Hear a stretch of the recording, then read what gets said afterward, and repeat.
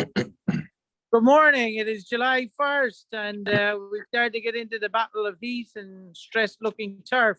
A lot of dry conditions out there, not so bad on the humidity front. Online today for OSU's Turfgrass Team Times, we got Dr. David Gardner and Dr. Dave Shetlar. Dave Gardner, take it away with a weed update, please.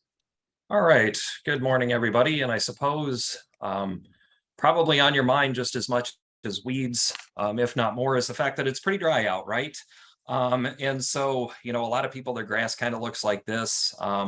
If it looks like this is the time that you should be watering, right? It's still green and like it doesn't spring back to life after you drive over it or after you walk over it. By the time you get to a situation like this, you know how everybody says there's nothing like a good rain. And they can't figure out why rain is so much better for grass than irrigation is. My wackadoo theory, and I've never tested it, and like I'm getting pretty late in my career all of a sudden, is that the problem with irrigation is that we apply it faster than the soil can take it up. And so lots of time people will, like stick the rain gauge in their lawn and they'll put out a sprinkler and they'll run that for about an hour until the rain gauge says that there's about an inch. And then they think, oh, I watered an inch. Well, you put down an inch of water. The problem is that most of our soils and our constructed landscapes can only take in about 7 to 10 hundredths of an inch per hour, which means that 90% of what you put down runs off somewhere or evaporates, right? And so, like that's one of the problems with trying to irrigate. Look at the forecast coming up this weekend in Columbus. Like over the weekend, it's supposed to rain for like 5 or 6 hours, but we're supposed to get about 15 100ths of an inch of rain, right?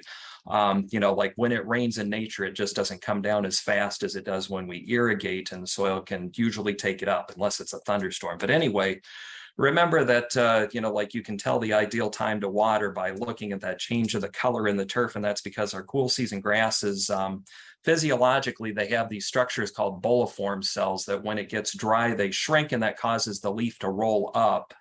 And so that's why you see that change in the appearance. But again, the challenge with irrigation is that most of our soils can take up no more than 1/10 of an inch per hour, and most of our irrigation devices put down, an inch per hour or more. One thing to consider is you should try to irrigate in the early morning if possible. But again, the whole idea of, trying to put the water down at a rate such that the soil will actually take it up, that continues to be the challenge for us. On a somewhat related note, there's a lot of areas where even if you do irrigate, they end up still looking like this. One of the things that I'm getting a lot of calls about is the fact that all of that rough bluegrass that was the nice bright yellowish green color, and it grew a little bit faster than the Kentucky bluegrass earlier in the year. Well, that was aesthetically displeasing, but now it looks like this, right? Because rough bluegrass tends to go dormant as soon as the temperature goes above 80 degrees. And especially if it's dry, you tend to have a real problem. The issue is that it's not dead, it's dormant. So if you dig down in there, there's, nice plump stolons that are plenty alive. And so, the thing is that this plant isn't going to spring back until you've had a lot of water and it's cooler out again. And you can't necessarily go and apply Roundup in this situation or glyphosate to try to get rid of this. You have to wait for it to green back up before you can kill it with a non-selective herbicide, before you can attempt to reseed. So this is something that we're seeing a lot of. Well, I mean, there's a lot of disease, there's a lot of insects, but there's a lot of patches in the grass that it's not a disease or an insect. It's the rough bluegrass that you had earlier in the year that is now dormant. Okay, so this particular plant, do you remember what it looks like? Fairly tall, like you, a little bit lighter in color. Some people will confuse this with creeping bent grass, because they both form lighter yellowish green patches in the turf, but there are some pretty distinct differences. Boat-shaped tip on the rough bluegrass, it's a folded leaf. You're not going to be able to use these ID characteristics right now, though, because, dead leaf blades don't well express these physical characteristics. Okay, but when it comes back, remember that there's several ways that you can differentiate those two species. Another one that I've been getting some calls about is this creature here, American burnweed. Okay, so this is a weed in the Asteraceae family that typically achieves a height of 2.5 meters, and it doesn't withstand mowing. Okay, and so if you look, it is a weed that appears in some great turfgrass weed textbooks like those by, like Yelverton, for example. But, when it comes to control, they usually say just mow. Right. Well, the problem is that the grass isn't growing right now, which means that, like there's not a lot of mowing going on. And so that's when this particular plant ends up becoming visible. Again, it cannot withstand repeated mowing pressure, but it's not being mowed so much right now. So we see this not only in lawns, like at the periphery, this is right next to an asphalt driveway, but also in landscaping beds. See this right here. This is Agapodium podageria. I could make a decent argument that it's an even worse problem. This is something that we used to plant on purpose because it was pretty as a ground cover. I planted 3 of these in my yard and it completely took over everywhere that isn't mowed. This plant right here, it's pretty, but it's bad at the same time. But this weed, American burnweed, again, it's usually only an issue in times like this, where it's got a competitive advantage because it likes the hot, dry weather, but also because we're not mowing. Okay, so you could try repeat applications of 3-way herbicides or triclip here, but again, with care, because when the grass is hot and dry like this, it doesn't respond well to having herbicides or other pesticides necessarily applied, at the same time. You can have some phytotoxicity concerns, but again, that's something else that I'm seeing right now is this American burnweed. All right, Ed, that is what I have for this week. Thanks, Dave. I will say, for those of you who don't want to spray it, hand weeding this weed is actually one of the most satisfying ones you're going to have a result, because you can actually usually pull the roots out with it. Unlike nutsedge, where you pull it out and you usually leave the nutlets behind you and it just regenerates. So that's actually a very good point. Yeah, this is one that as long as you don't have thousands of them, just pulling is probably the best way to do it. Yeah. It's quite satisfying. You got a result. Dr. Gardner did do a very nice job on all the irrigation practices. One thing, once your lawn starts to turn that yellow color and you start to see water running off the soil profile, we're probably starting to see what we would term hydrophobic soils. And so irrigation on its own is not going to get that back until you start to get concerted, consistent rainfall again. There may be some products, what we would term in the turf industry as wetting agents, available that might be of help. There's a couple of yucca plant-based products that I think are accessible to homeowners. I know the lawn care guys have access to those products as well. But if you are getting into the situation where you see that water running off, then I would consider trying some of these products to try and help the soil re-wet in a more efficient manner. From the standpoint of golf courses, a lot of the guys are pretty happy right now, purely because it is so dry. We are getting rates up at 0.2 of an inch, which for Ohio is getting into fairly high to extreme numbers. High skies, wind blowing, and low levels of humidity mean that watering is going to be something that's going to get practiced frequently for the next couple of weeks, I would suspect, until we start to see a little bit more of a consistent change in the weather pattern. Now, most superintendents are going to be pretty happy with those types of conditions, because they are able to exert control on the situation by having things on the dry side rather than having them on the wet and humid side. Soil temperatures are getting up there. We saw 75, 76 last week.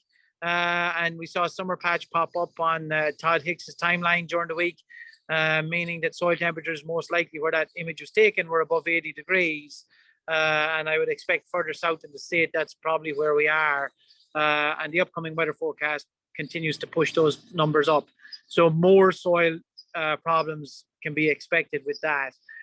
From the standpoint of insects, Dr. Shetlar, what have we got?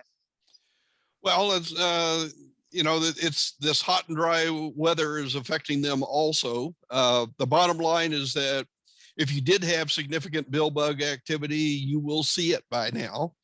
Kind of interestingly, in the literature where people talk about chinch bugs love dry weather, it's actually been our experience that the chinch bugs do better in irrigated turfgrass.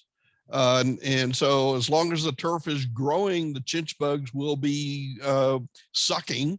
But once the turf grass goes into dormancy, it actually causes the chinch bug populations to crash.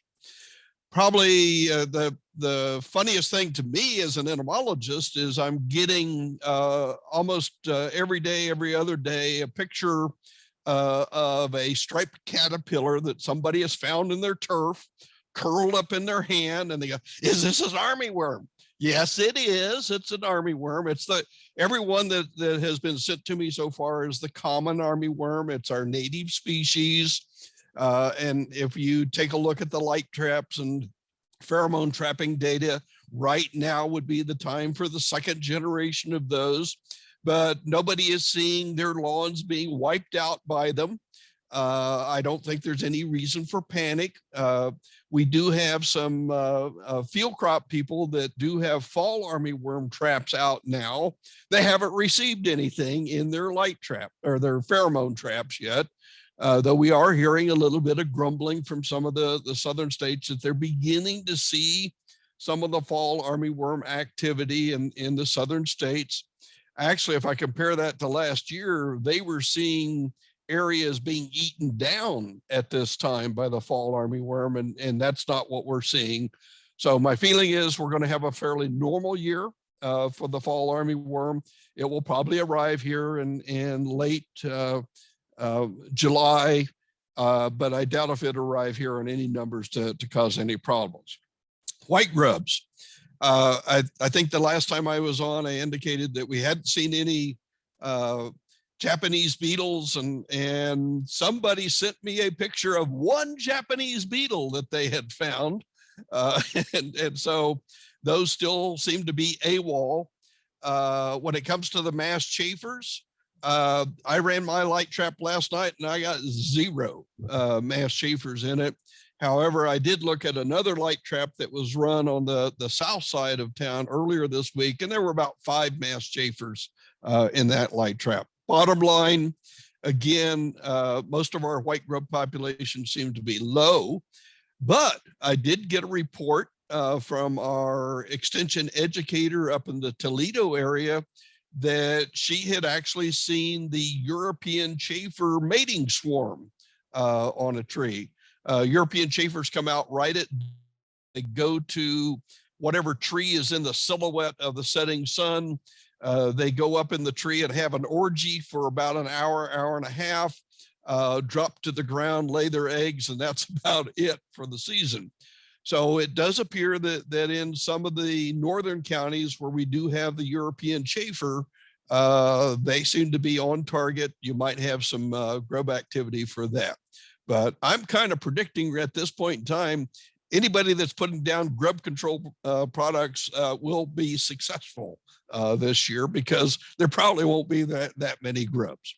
Okay, that's my report, Ed. Thanks, Dave. Appreciate it. Yeah, I did catch one of those little Japanese beetles. He was lounging dangerously on our research screen, but like you said, there was only one of them, so I kind of left him alone. From the standpoint of, just to go back to irrigation, one thing that Dave Shetlar brought up prior to starting here was irrigating for 5-7 minutes is really not going to get the job done at this time of year. If your lawn is going into dormancy, it's probably better to let it go than rather trying to fight it. Unfortunately, it's going to be part of the process when we get into these hot, dry summers. The big thing will be ready for action once rain and cooler temperatures return. There are some options. You may be able to talk to your lawn care company about spraying some pigments to color those lawns up. I know Long Island in 2012, I know that's a long time ago, but they had guys who made a lot of money spraying green pigments on lawns for about a 4 to 6 week period, particularly on non-irrigated lawns. With that, we will leave you all go. Happy 4th of July to everyone. Have a good weekend, safe weekend. Be careful with the fireworks, and have a few beverages. Enjoy time with your families, and if you are working, stay hydrated and make sure you got plenty of sunscreen on. Thank you. We'll talk to you next week.